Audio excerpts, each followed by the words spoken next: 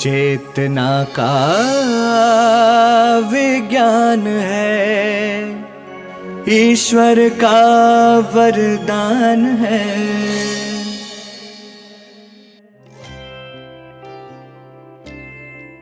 आज के प्रोग्राम की शुरुआत मैं कुछ पंक्तियों से करता हूँ। सड़क भीगी है, पेड़ टपक रहे हैं, मगर ये जो खिड़की पे बैठा है मन अभी भी सूखा सूखा सा है।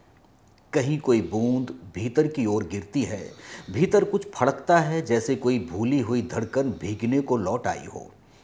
सावन सिर्फ बाहर नहीं होता, कभी कभी भीतर भी उतर आता है, बिना छतरी बिना आहट। बिस्तर के पास पुरानी रखी किताब से मिट्टी की खुशबू आती है, जैसे पन्नों में किसी ने पुरानी यादें लिखकर फूंक मार दी हो। बागों में पत्तियां नहीं, उम्मीदें हरी हो गई हैं, टूटे रिश्तों की दरारों में उगाई हैं मुस्कानें। सावन का मतलब अब सिर्फ बरसना नहीं, थोड़ी सी खुशहाली भी टपक रही है इन टहनियों से। और आखिरी पंक्तियां हैं, शिव की तरह गहरा है ये मौसम, बस एक समाधि सी है, शांति सी है, जो बूंद बूंद बनकर भीतर गिर रही है आत्मा की गहराई तक। आज हमारे बीच एक बार फिर से डॉक्टर आमोस अचान जी मौजूद हैं। सर, आपका बहुत बहुत स्वागत है आज के इस एपिसोड में। थैंक यू, नमस्कार। और सावन की बहुत बहुत शुभकामनाएं देते हुए आज हम सर सावन के विषय में ही आपका दृष्टिकोण जानना चाहेंगे। हम जानना चाहेंगे कि शिव सावन के बीच क्या संबंध है। बिल्कुल, आपने बहुत अच्छी तरीके से सावन को रिप्रेजेंट किया है अपनी कविता में जी। और इसको समझने के लिए थोड़ा सा आपको अपने अंदर जाना पड़ेगा और झांक करके अपने आप को देखना पड़ेगा और थोड़ा सा उस शिव को समझना पड़ेगा और फिर प्रकृति को समझना पड़ेगा, तो आपको सबके अर्थ खुद अपने आप दिखने लगेंगे। हाँ, शिव कौन है और शिव से हमारा संबंध क्या है? शिव पूरे ब्रह्मांड की एक सामूहिक चेतना है। जो कुछ भी इस ब्रह्मांड में हो रहा है वो सब शिवमय है। उन्हीं की चेतना से पूरा ब्रह्मांड जागृत है और उन्हीं की चेतना से हम भी जागृत हैं। तो हमारी जो आत्मा है वो उसी शिव का अंश है, हम शिवांश हैं। तो हमको इसमें सबसे बढ़िया, जब ये सावन का महीना होता है तो प्रकृति में होता क्या है? प्रकृति में नई उमंग, नई उत्साह, नई कोपले, नए पंख निकलते हैं। हर चीज़ नई नई निकलती है। ऐसा लगता है कि प्रकृति अपना नया जीर्णोद्धार कर रही है और अपने आप को नया पल्लवित कर रही है। इसके साथ ही साथ जो एक सबसे बड़ी चीज़ होती है उसको हम लोगों को थोड़ा सा समझना पड़ेगा कि हम कब उन्नति की तरफ बढ़ते हैं। जब हम स्वयं शिवमय हो जाते हैं, शिव से कनेक्ट हो जाते हैं। अगर बिल्कुल साधारण वैज्ञानिक भाषा में कहें तो जब हम शिव से कनेक्ट हो जाते हैं तो हम ऊर्ध्वगामी हो जाते हैं, तब आनंद की बौछार होती है। तो वो कैसे कनेक्ट होते हैं? प्योर साइंटिफिक इलेक्ट्रिकल करंट है, कहीं कोई ये भावनात्मक अकेले नहीं। भावना तो चूंकि हमारे मन में पलती हैं इसलिए भावनाओं की तरह कविता निकलती है, लेकिन ये सिर्फ प्योर साइंस है। जब भी मुझे कोई कहता है कि ये सब भावनाएं यूं ही हैं तो विज्ञान से इसका कोई लेना देना नहीं है। ये पूरा का पूरा ब्रह्मांड वैज्ञानिक है, विज्ञान से चल रहा है, कोई हवा से नहीं चल रहा है, कोई इमेजिनेशन से नहीं चल रहा है। तो जो वैज्ञानिक है उसमें अपने को लयबद्ध करना है हमको। तो जब हम शिव से कनेक्ट होने का प्रयास करते हैं, साधारण समय में करते हैं, तो हम उतने बढ़िया तरीके से कनेक्ट नहीं हो पाते because of the conductivity. Rain मतलब पानी, ये सबसे बढ़िया कंडक्टर है इलेक्ट्रिकल करंट का। इससे बढ़िया कभी आपने देखा होगा, बरसात होती है, करंट उतर आता है, जमीन उतर आता है। तो ये साधारण करंट है।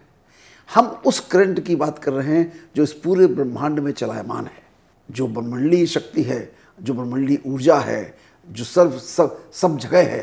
तो वो जो चेतना है, उस चेतना से हम कनेक्ट होने का प्रयास कर रहे हैं और ये अपने आप में होने लगती है।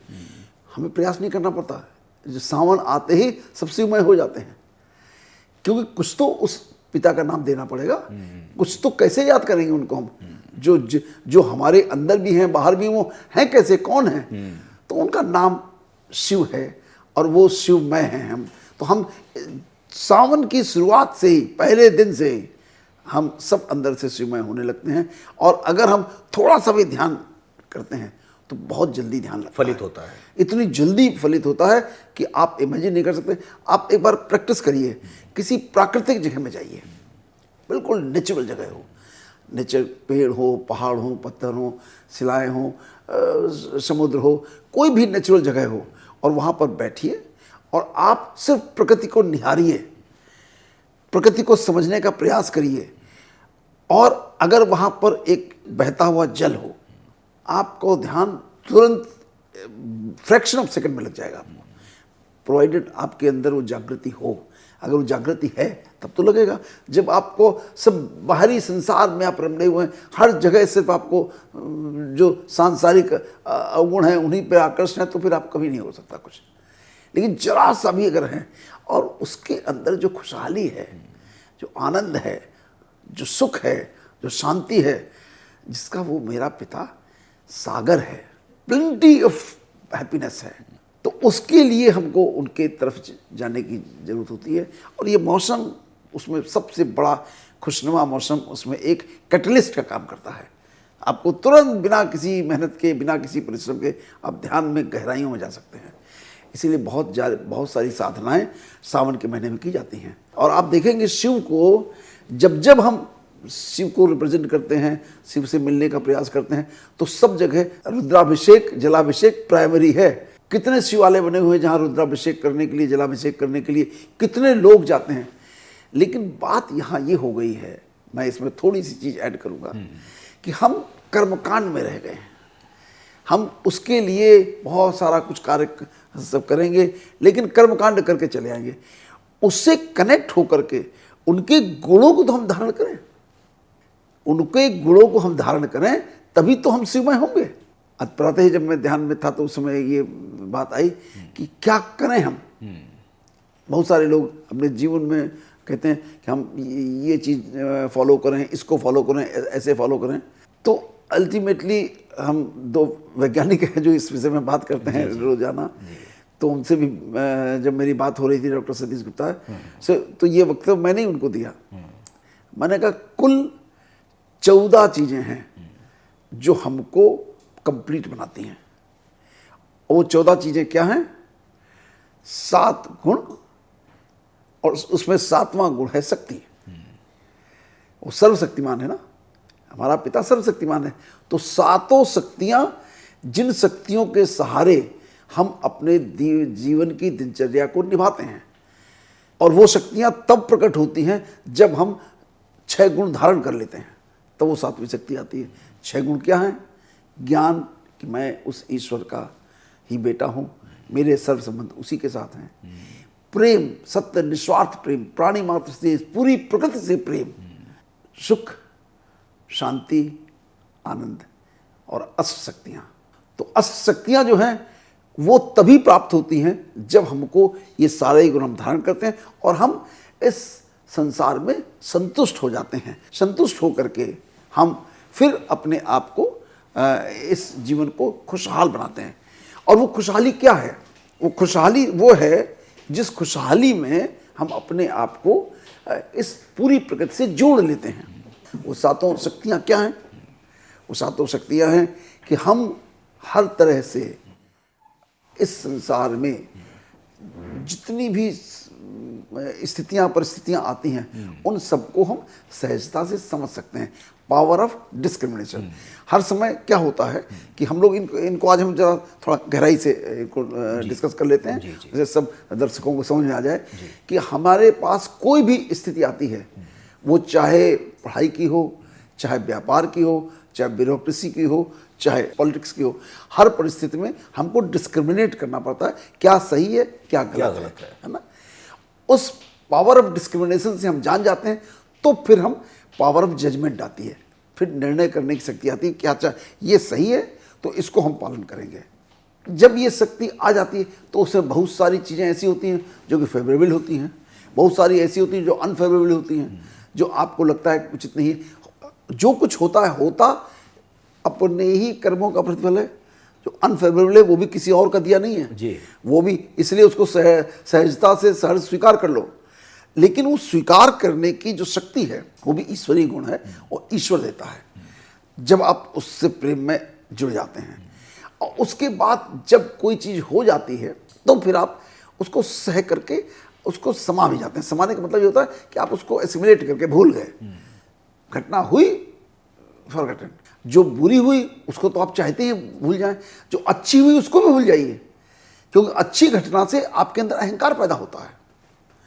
वो घटना भी तो आपको अनासक्त होना है, तभी आप भूल सकते हैं। जो मनुष्य है ये एक सामाजिक प्राणी है और इस संसार में सभी लोगों का सहयोग उसको लेना पड़ता है, न केवल मनुष्यों का बल्कि पशु पक्षी जीव जंतु पूरे पेड़ पौधे प्रकृति सबका इसको सहयोग लेना पड़ता है। तो सहयोग लेकर के काम करना ये दैवी गुण है और ये तभी पैदा होता है जब आप के अंदर ये सारे अच्छे गुण डेवलप हो जाते हैं। अन्यथा आप एकांगी रहते हैं और आप स्वयं अहंकार में डूबे रहते हैं, बस जो कुछ है मैं सही हूँ, बाकी सब कीड़े मकोड़े हैं, बेकार हैं, किसी कोई अस्तित्व नहीं है। तो उससे आप कभी भी न अपना कल्याण कर सकते हैं न समाज कल्याण कर सकते हैं। तो ये एक दैवी गुण है कि आपको सहयोग करने की शक्ति मिलती है। और उसके बाद जब आप इतना बढ़िया काम करते हैं तो हर वक्त आप तैयार रहते हैं, अब मैं बाबा मेरा, मैं बाबा का, ये प्रभु मेरे, शिव मेरे, मैं शिव में। और जब चाहें तब उनसे मिलने की, जब मेरा समय तय हो जाए तो उनके चलने की प्रसन्नतापूर्वक उनसे मिलने के लिए हर पल तैयार रहें। आप प्रेम में हैं, रस की धारा बह रही है, आप अपने प्रभु के लिए मिलने के लिए एकदम अंदर से हृदय उल्लास से भरा हुआ है। फिर आप कुछ भी जलाभिषेक करें, रुद्राभिषेक करें, फूल चढ़ाएं, पत्ते चढ़ाएं, कुछ भी चढ़ाएं, सब सही है। लेकिन आपके अंदर भाव कुछ भी ना हो और आप पानी डाल रहे हो, दूध डाल रहे हो, दही डाल रहे हो, उसका कोई रोल नहीं है। मैं दोनों बातें एक साथ इसलिए कहता हूं कि कर्म कांड अकेले फायदे की जगह नुकसानदेह हैं। क्यों नुकसानदेह हैं? इसलिए कारण से नुकसानदेह हैं कि आपके मन में एक भ्रम पैदा होता है कि मेरे पाप नष्ट हो गए और मैं दुख से मुक्त हो गया। ये आपको एक झूठा कॉन्फिडेंस आता है। शिव पूरे ब्रह्मांड में सबको लेके चलते हैं, उनके यहाँ किसी का भेदभाव नहीं है। वो चल हो, अचल हो, देवता हो, दानव हो, राक्षस हो, कोई हो, उनके परिवार में पशु सब हो, पशु पक्षी सब उनके परिवार के मेंबर हैं और सबको एक भाव से देखते हैं और सबको एक स्वरूप में देखते हैं। तो शिव को समझने के लिए आप उनके मंतव्य को समझिए, वो क्या हैं और कैसे हैं। आप काम सब विपरीत करिए, जो शिव कहते हैं, जो दिखाते हैं, करके दिखाते हैं, उसके विपरीत काम करिए और उसके बाद उम्मीद करिए कि मैं शिवमय हो गया। कैसे हो सकते हैं आप? शिव बनने के लिए शिव की तरह बनना पड़ेगा। आपको कंठ में वो विष धारण करना पड़ेगा। आपके कंठ के अंदर किसी भी तरीके का कोई दुख न जाए, कोई कष्ट न जाए, किसी भी तरीके से अपने आप को दुखी न करें। आप सही काम करें, ठीक है, हम सही काम कर रहे हैं, कोई व्यक्तिगत लाभ के लिए नहीं कर रहे हैं। जब आप अपने व्यक्तिगत लाभ से विमुख हो जाइए, आपका सपना हो जाएगा। अगर आप व्यक्तिगत काम से विमुख नहीं हो रहे हैं, स्वार्थ स्वार्थ स्वार्थ स्वार्थ 24 घंटे स्वार्थ, तो आपको बिल्कुल बुरी हालत में पहुंचा जाएगा। चाहे आप कुछ भी करें, सावन के सातों सोमवार को आप सारे कर्म कांड करें, कुछ हल नहीं होगा। तो इसलिए इस बात के लिए हम अपने सभी दर्शकों, सभी लोग जो जुड़े हुए हैं आपसे, मैं चाहता हूँ वो सब अच्छी तरह समझे शिव कौन है, मैं कौन हूँ, मेरा शिव से क्या संबंध है, इस प्रकृति का क्या संबंध है और इस प्रकृति में सावन के महीने में मेरा क्या संबंध में क्या प्रगाढ़ता आती है, इस सबको समझे और अपने अंदर परिवर्तन लाएं। मैं गारंटेड कह सकता हूँ आपके अंदर शिव अवतरित होंगे। शिव कभी ऐसे नहीं कि वो ना जाएं। और आपको रामचरितमानस की कहानी फिर से सुना देता हूँ जी। जब उद्दंड बालक की कहानी है, जब वो उद्दंड बालक था, वो गुरु की अवज्ञा करता था, उसके बाद भी उसने जब वहाँ पर ये प्लान बनाया कि आज मैं रुद्राभिषेक करूँगा, तो रुद्राभिषेक करते ही शिव उपलब्ध हो गए वहाँ। लेकिन उसके बाद भी जो उसने कर्म किए, उस कर्म करने में अपने गुरु का अपमान किया, उनके साथ दुर्व्यवहार किया, तो शिव वहीं प्रकट हुए और अभिशाप दे के चले गए। कर तो वो भी रुद्राभिषेक रहा था, लेकिन उसके मन के भाव रुद्राभिषेक वाले नहीं थे। गुरु का अपमान करके रुद्राभिषेक असंभव है, किसी का अपमान करके, किसी का दुर्व्यवहार करके, किसी का बुरा बर्ताव करके कोई भी फल आपको नहीं मिल सकता है। लेकिन गुरु की तो करुणा देखिए, गुरु ने जब शिव अवतरित हुए, शिव ने श्राप दिया कि इसको 1000 जन्म लेने पड़ेंगे अजगर के। तो देखिए उसके गुरु के हृदय की करुणा, कहते हे प्रभु माफ़ कर दो, उद्दंड है, बालक है, नादान है, इसको माफ़ कर दिए। तभी ये कविता प्रकट होती है हमारे महाकवि तुलसीदास जी के मुख से, नमामि समीसान निर्वाण रूपम विभुम व्यापकम ब्रह्मवेद स्वरूपम निजम निर्गुणम निर्विकल्पम निरीयम चिदाकाश माकाश वासम भजेहम। ये कविता प्रकट होती है। शिव फिर कहते हैं कि मैं तुम्हारी भक्ति से बहुत प्रसन्न हूँ, लेकिन मैं कुछ कर नहीं सकता। ये प्राकृतिक नियम है, इन प्राकृतिक नियमों को मैं भी नहीं बदल सकता। इसलिए मैं इस भाव से मैं बस इतनी मदद कर सकता हूँ कि इसको कष्ट न मिले, क्योंकि गुरु ये प्रार्थना कर रहा है तो इसको कष्ट न मिले, लेकिन इसको 1000 जन्म अजगर के समान जीवन जीना पड़ेगा। अजगर एक निष्क्रिय प्राणी होता है, पड़ा रहता है, जीवन जीना पड़ेगा। सिर्फ जन्म और मृत्यु के समय होने वाले कष्ट से ही मुक्ति पा जाएगा। तो इसलिए हम सबको इस सावन के महीने में शिव को समझें, अपने आप को समझें, इस पूरे ब्रह्मांड को समझें। इस सावन की जो बौछारें पड़ रही हैं, इसको ईश्वर का आशीर्वाद समझ करके अपना ग्रहण करें। भस्म अंग गौरी संग जटा पे विराजे गंग, मतलब एक जो पूरा उनका जो अटायर है, आप देखें तो गले में नागराज है। और वो क्यों भस्म लगाते हैं? उनके लिए जीवन और मृत्यु सिर्फ कपड़ा बदलना है, मृत्यु सिर्फ शरीर की होती है। तो इसको भस्म लगा करके ये अनुभूति दिलाते हैं कि तुम इससे ऊपर उठो। ये शरीर और शरीर जब भस्म हो जाता है, दोनों एक समान है, मृतप्राय है। तो आपको इसको अपने अंदर आत्मसात कीजिए। 24 घंटे इस बात को ध्यान में रखिए कि शरीर टेम्परेरी है, इस जीवन काल के लिए मिला है। कुछ अच्छे कर्मों को, अपने जीवन को सार्थक करने के लिए जिस स्थिति में जन्म हुआ है, उससे बेहतर कंडीशन में हम शरीर छोड़ें। बेहतर क्या, अगर संभव हो, आपके अंदर इतनी संकल्प शक्ति हो, तो आप मर्यादा पुरुषोत्तम बने। रामचरितमानस क्या है? रामचरितमानस एक कथा है, एक भगवान श्री राम की। कौन से भगवान? जिन्होंने 14 वर्ष के अंदर एक साधारण मनुष्य से भगवान का स्वरूप पा लिया। भगवान मतलब उन्होंने सारे जितने विकर्म थे उन सबको भग्न कर दिया, सारे विकर्म विनाश कर दिए। सिर्फ उनके पास सद्गुण सिर्फ गुण ही गुण थे उनके पास, इसलिए वो भगवान हुए। तो हम सबको ये प्रयास करना है कि हम भी उसी श्रेणी में जा सकें। और किसी का कोई प्रॉपर्टी नहीं है कि भगवान राम ही भगवान हो सकते हैं। हर व्यक्ति के अंदर वो क्षमता है और ताकत है, और उसके लिए पूरी समर्थ है कि वो बन सकता है। लेकिन संकल्प स्वयं लेना पड़ेगा, अपने व्यक्तित्व में परिवर्तन करना पड़ेगा, अपनी आत्मा के अंदर उन सारे गुणों को जो भगवान बनाते हैं धारण करना पड़ेगा। हम धारण न करें, यूं ही नाम लगा लें तो भगवान नहीं, वो भगवान दास हैं वो। हमने अभी जो डिस्कस किया कि सावन, शिव और मैं स्वयं, इसमें क्या संबंध है, और इसके आगे का एक स्टेप और होता है, वो भी हम समझें। क्योंकि मैं स्वयं तो सिर्फ वो इलेक्ट्रोमैग्नेटिक करंट, चेतना, आत्मा हूँ, ये तो मैं हूँ, हम सब वही हैं। और हम अपना कनेक्शन उस शिव से जोड़ रहे हैं, जिसमें सावन एक कैटलिस्ट का काम कर रहा है जी। उसको बहुत अच्छी तरीके से और जल्दी से कनेक्शन करने में मदद कर रहा है। लेकिन जब ये कनेक्शन होता है, उसके बाद शरीर के अंदर क्या होता है? क्योंकि शरीर हमारा एक रथ है, माध्यम है। बिना शरीर के आत्मा कुछ नहीं कर सकती। जब भी कभी ऐसा वक्त आता है कि आत्मा के पास शरीर नहीं होता है, तो निष्क्रिय अवस्था में रहती है।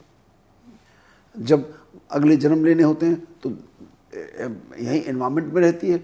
जब सृष्टि का एक फाइनल मिनी प्रलय होती है, तो ये सब परम धाम में शिव के पास ही रहती है। फिर नीचे, क्योंकि उनको 5,000 वर्ष तक जन्म नहीं मिलना, तो उनका कोई औचित्य नहीं है। तो ये आत्मा जब शरीर में रहती है, तो इस शरीर के एक एक अंग में, एक एक अंग की एक एक सेल में शिव का प्रादुर्भाव होता है। वाह! जब शिव का प्रादुर्भाव होता है, तो वो अंग जो है और वो सारी की सारी सेल्स हैं, जो सारा का सारा रक्त का स्राव है, प्रभाव है, वो सब इस तरीके से काम करता है कि हमको अंदर से आनंदमय कर देता है। हमारा पैरासिम्पैथिक सिस्टम एक्टिवेट होता है, हार्मोन्स पूरे नॉर्मलसी में रिलीज होते हैं, न्यूरोट्रांसमीटर सारे के सारे शांत वाले रिलीज होते हैं जिससे हम शांति हो। वो सारे के सारे न्यूरोट्रांसमीटर जो खुशी प्रदान करते हैं, ऑक्सीटोसिन, डोपामाइन, सेरोटोनिन, ये सारे के सारे गाबा, ये सब के सब रिलीज होते हैं। और ये सब ऐसे ही होता है जब हम शिवमय होते हैं। तो ये शरीर पूरा जो विज्ञान से चलता है, ये भी इस सावन के महीने में बहुत अच्छी तरह इसको इम्प्रूव कर सकते हैं, क्योंकि जितना हम शिव के करीब होंगे, जितना शिव के गुणों के करीब होंगे, उतना ये शरीर और ये मन दोनों स्वस्थ होते हैं। इसलिए आप देखिए कि इस सावन के महीने में हर आदमी के मन में उमंग उत्साह होता है। उमंग उत्साह कहाँ से आता है? इन्हीं हार्मोन्स और न्यूरोट्रांसमीटर से आता है, जिनका मैं जिक्र कर रहा हूँ। चूँकि मैं वैज्ञानिक तरीके से देखता हूँ, जानता हूँ, इसलिए बता देता हूँ कि हो क्या रहा है। तो हमको इन न्यूरोट्रांसमीटर्स की जिज्ञासा 12 महीने रहनी चाहिए।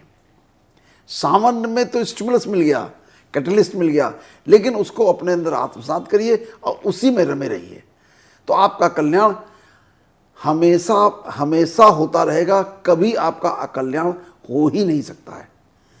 अगर आपने शिव को धारण कर लिया, शिव की शक्ति को धारण कर लिया, तो फिर आपको सिर्फ और सिर्फ अनंत खुशी ही आपका अल्टीमेट लक्ष्य रह जाएगा और कुछ नहीं होगा। True sir. तो इसलिए हमको अपने अंदर पूरी तरीके से शिवमय होना है इस सावन के महीने में।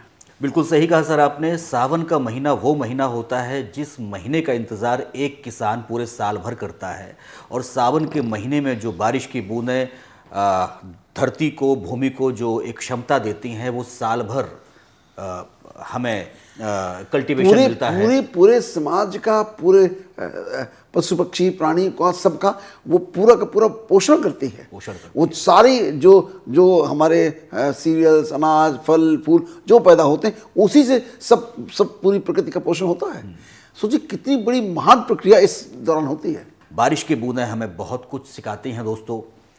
ये बारिश की बूंदें वही बूंदें हैं जो सर्वधर्म समभाव का एक संदेश देती हैं। हमें सीखना होगा इन बारिश की बूंदों से, जो बरसती हैं हर चौबारों पर, मंदिर, मस्जिद, गिरजाघर पर, और बरसती है ये गुरुद्वारों पर। तो बारिश की ये जो कालावधि है हमें बहुत कुछ सिखा के जाती है।